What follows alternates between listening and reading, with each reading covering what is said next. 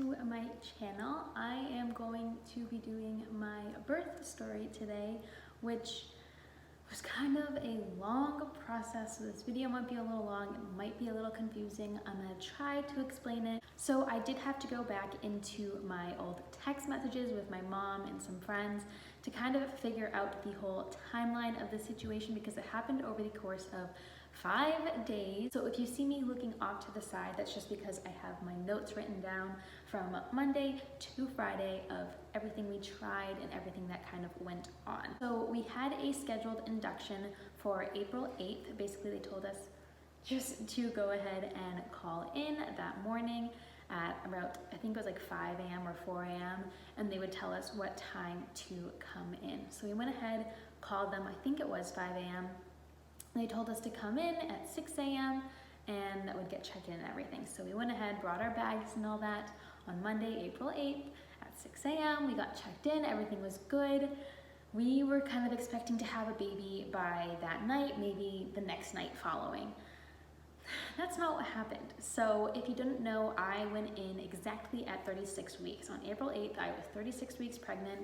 We had to get induced early for cholestasis. 36 weeks, if you don't know, is really early to be having a baby. It's like right on that borderline of a premature baby. He is considered premature. I think you're considered full term technically at like 38 weeks. And then you're supposed to carry until technically like 40 weeks, and then overdue is like 42 weeks. I could be wrong about that, but I think that's about it. So I was 36, so I was like 2 weeks early technically, I don't know, however you want to count it. But that's pretty early to be getting induced and to be having a baby in general. So I don't know why we expected that my body would be ready, but we did. Every doctor told us leading up to this that it would take a maximum of 3 days for him to get here, but that we shouldn't be too worried. So we went in, they checked me, and we were starting from the beginning. I was completely closed, so my cervix was completely closed and super far back, and the only thing is luckily he was head down. So if you don't know, in order to have your baby, you have to be a whole 10 centimeters dilated and not super far back. Your cervix usually drops and it gets opened. That's essentially what happens.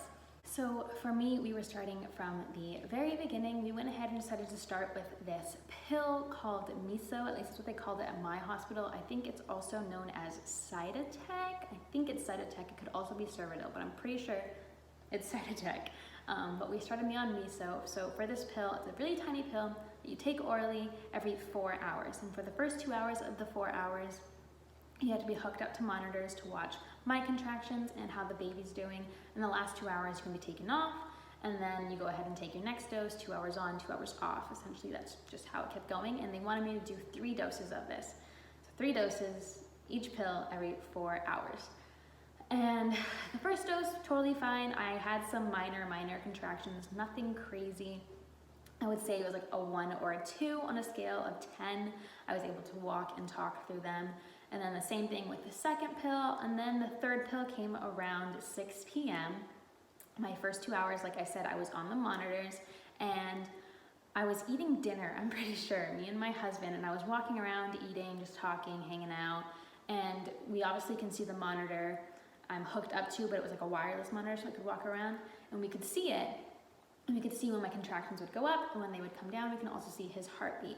And we noticed that I kept having multiple contractions, and I could feel them obviously. And so it was like every maybe 10-15 seconds I'd have a contraction for like 5 or so seconds, and then it would stop and then come back, stop and come back. And it was constant like this for maybe like 10 minutes that we noticed it.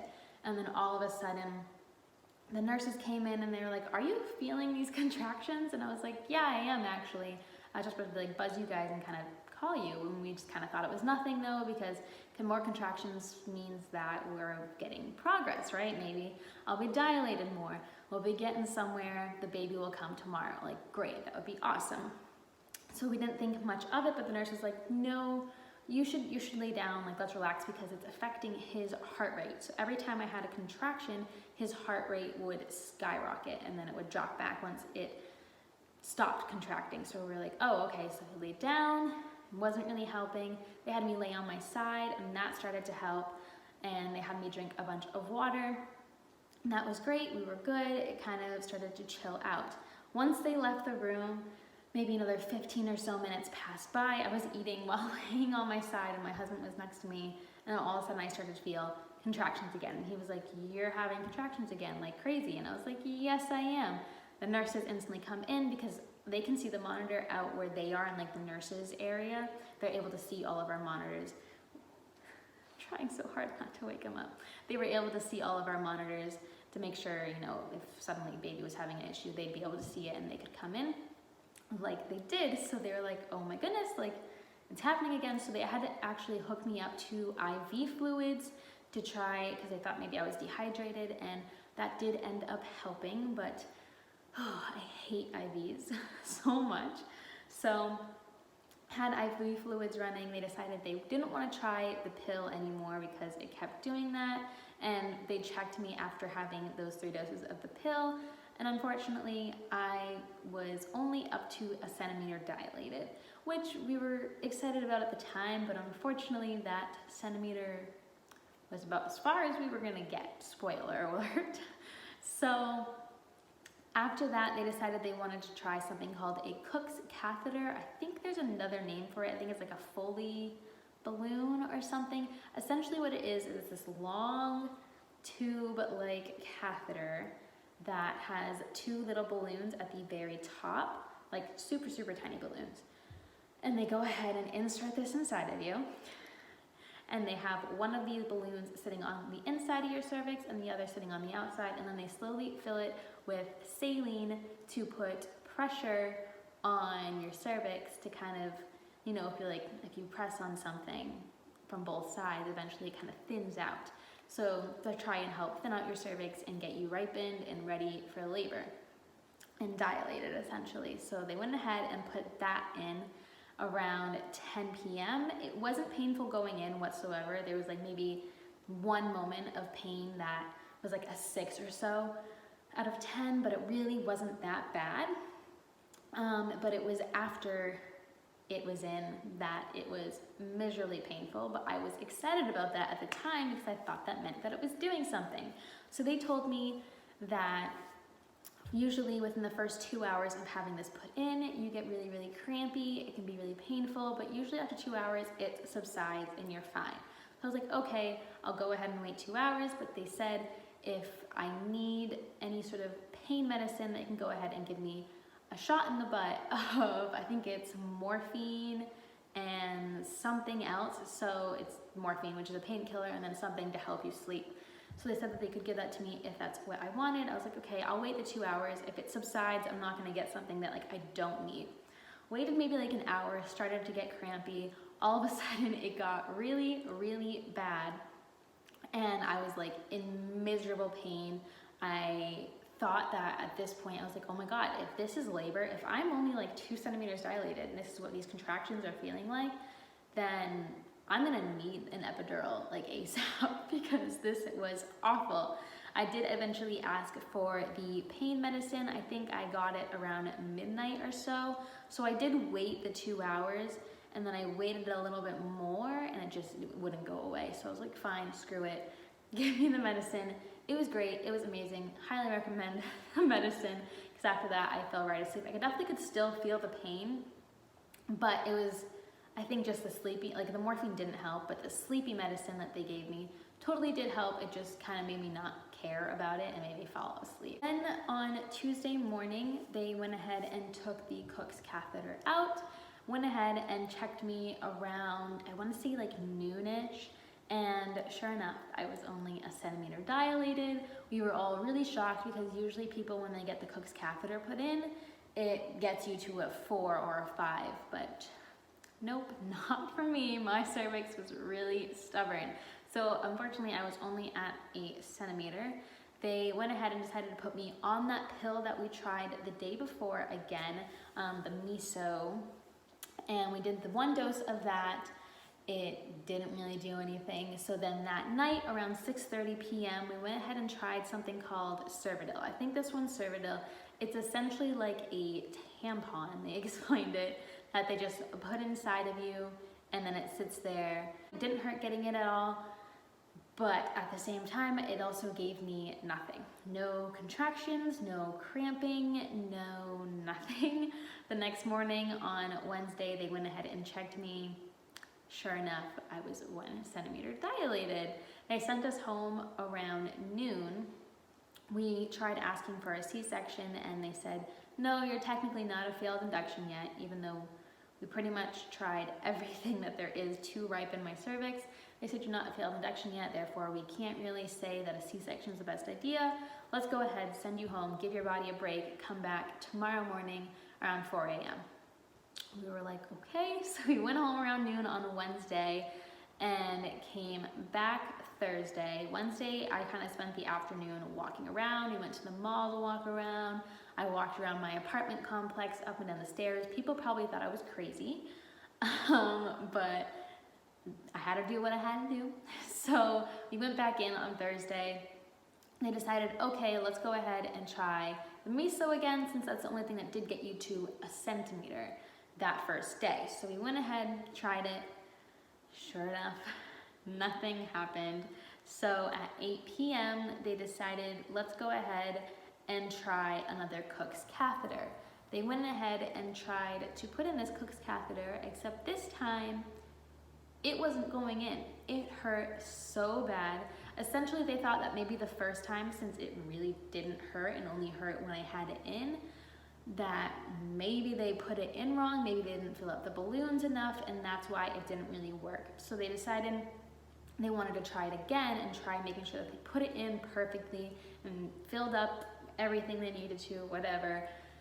And I think maybe they're right, maybe they didn't put it in right the first time, because the second time hurt like so bad trying to get it in, and it was awful. They literally gave me laughing gas to, I think it's like nitrous oxide is what it's really called, to breathe in while they were putting it in, because it hurt so bad and I needed to relax in order to try and get it in. It wasn't working. There was no way they were gonna get this Cook's catheter in, so they decided to go ahead and try a vaginal pill version of what I had been taking orally. So that pill, meso, that I was taking orally, they decided to go ahead and try putting it inside of me overnight. So we got our first dose of that at 9:30 p.m. And then we had to get that changed out every 4 hours. Again, 2 hours on the monitor, 2 hours off. However, when I woke up, let's see, 4, 8, 9, 10, 11, 12, I woke up around like 1 a.m. and I was like, hey, why do I still have the monitors on me? You know, it's been 4 hours, they're supposed to come off every 2 hours. The nurse came in when she saw that I had woken up, because she can like see the activity from my monitors out there, so you can kind of see if there's like more movement on my end. It usually means I've woken up. So she came in, she was like, I just want to explain to you, you're still on the monitors because unfortunately the vaginal version of this pill did the same thing the oral version did, which was make you have really bad contractions, which was elevating his heart rate, and it wasn't safe for us to take him off the monitor, so we just want to watch you a little longer. I was like, great. So 2 things. 1, sorry if the lighting changed at all. We now have Rowan joining us because he woke up, so I had to pause and feed him. And so some time has passed. I don't know if the sun lighting has changed at all. The other thing is, if you hear any barking, I apologize for that. I have 2 dogs downstairs that are playing and barking and making so much noise. So, oh, what just happened? Oh, we're okay. Okay, that was nothing. Okay. So, apologies for any interruptions. After that, we went ahead and waited until the morning. They went ahead and checked me, and of course, I hadn't dilated anymore. Nothing had changed whatsoever. The doctor we ended up having on Friday morning was the same doctor we had Wednesday morning, the same doctor that sent us home after we asked for a C-section. So when she came in, she essentially told us that she wanted to start us on something called Pitocin. If you don't know what Pitocin is, maybe you do, maybe you don't. It is something that is commonly used for inductions, but usually once you're about 3 or 4 centimeters.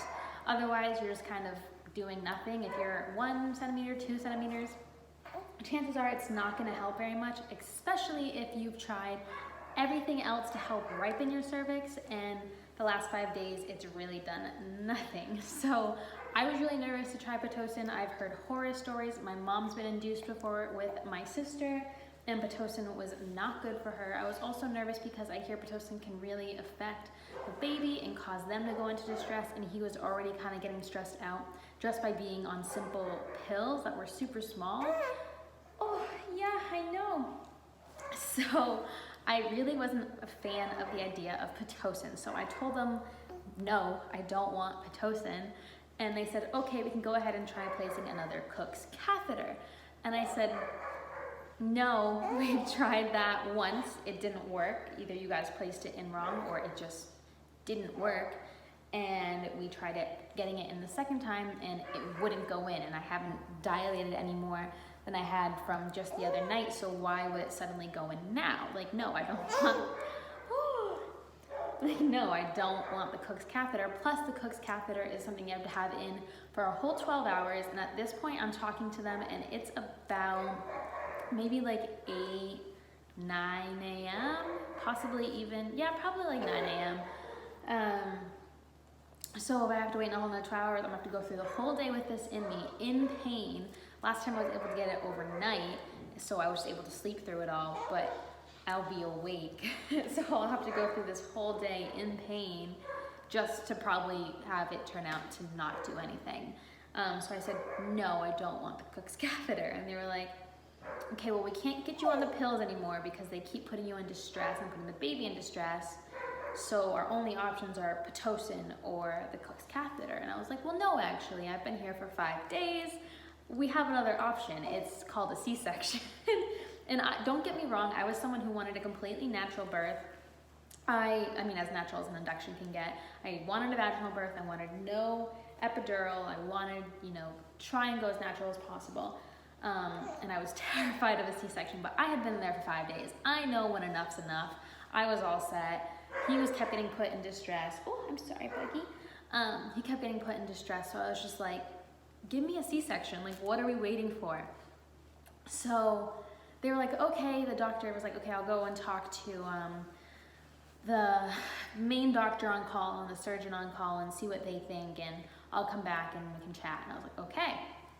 At this time, my husband, John, also decided to go ahead and step out of the room. I didn't know what he was doing at the time, but turns out at that time he was actually going out into the hall to call our insurance company to make sure that, oh my, to make sure that they would cover a C-section and to kind of get them to start yelling at the hospital, being like, stop doing all this stuff.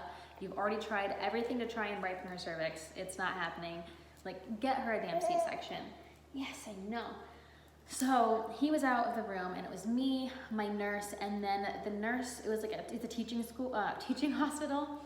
So my nurse had like a little co-nurse, and I was not a fan of these nurses. We had them all night long, and they just really weren't attentive. They were just kind of awkward. And essentially the main nurse, the one who was like an actual full nurse, came over to me and she sat next to my bed. And she was like, so why don't you want Pitocin? And I kind of explained, I was already very frustrated, and I'm the kind of person who, when I get frustrated and have to deal with confrontation, I start to cry and I get overwhelmed and I kind of shut down. So I'm already kind of like shaky, not loving this.